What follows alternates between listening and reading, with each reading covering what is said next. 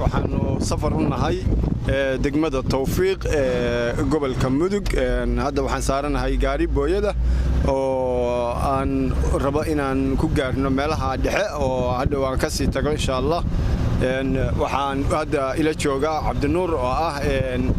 darawalka gaariga Cabdinuur soo dhawow wadada iyo marinka booyada السلام عليكم ورحمة الله وبركاته. دمان مسلمين توحنا السلام يا سلامة الإسلام السلام عليكم ورحمة الله وبركاته. ما دام أن هاي درولين وضد كشغية أبارها وحنوقسي درنا حاجة وضح ماذا. بابور كي تريب أما الله أما صدق كبحة وحنا قرية شغاب وفريسنا يا وحنا ناله وضد عن اسكو حدام مرير يتوفيق بانوره ayaduna way wada xumo sidaas aad u jeedaan bay digidam ku tahay baabuurtii ma mari karto waa ku cadiran tahay waxaan rabnaa xagga wadooyinka in la ka caawiyo maamulada iyo bilaan intaasan ka codsanaynaa waxaa sidoo kale gaariga nala saaran Xaaj Cabdinuur baa isaguna nala saaran gaariga dig iyo dan baan ku jirnaa raal lahaad haday kaamiradu dhaqdhaqaaqdo هذا ما سنتين حاج عبد النور سودو وهاي السلام عليكم ورحمة الله وبركاته وإن السلام يا دمان سلام يا بابور كاس بانو سارنا هاي هذا بيوس سدا وحن كعبنا تدك أباريسن أو جونا دربتي شد حمدا بابورتي أي كل أنسان لهاين متك ترانسيجا متك وين مدير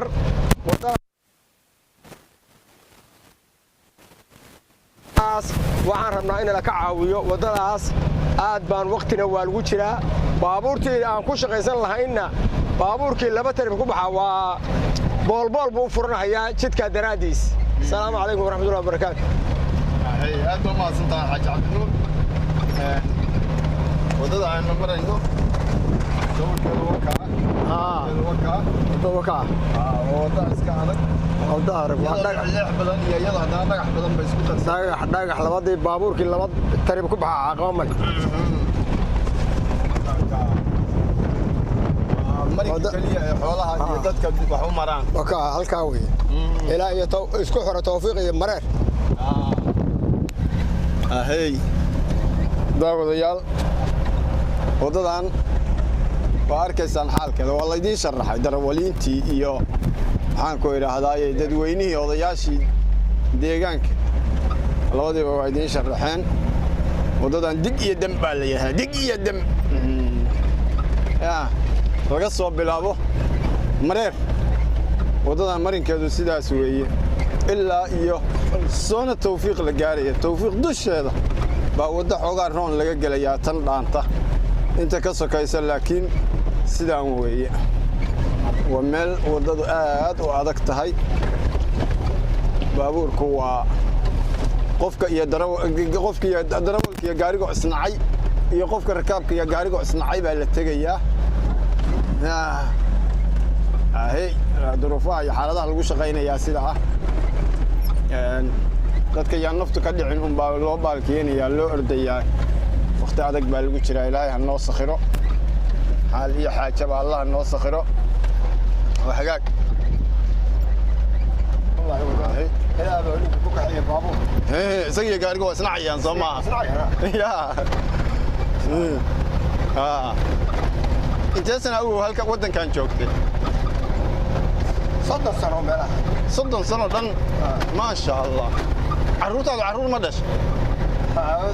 إنه هذا نقول بقى قلتي قبتي قرمو قبتي حبين هورا عن حاجه قبتي ما قرع قبر شيء ويلكي القاضي ميا لا دبدا لو قاديا كعيه حمر بلقي حلي حمر لقي سلقه هيا marka wuxuu noqon doona ma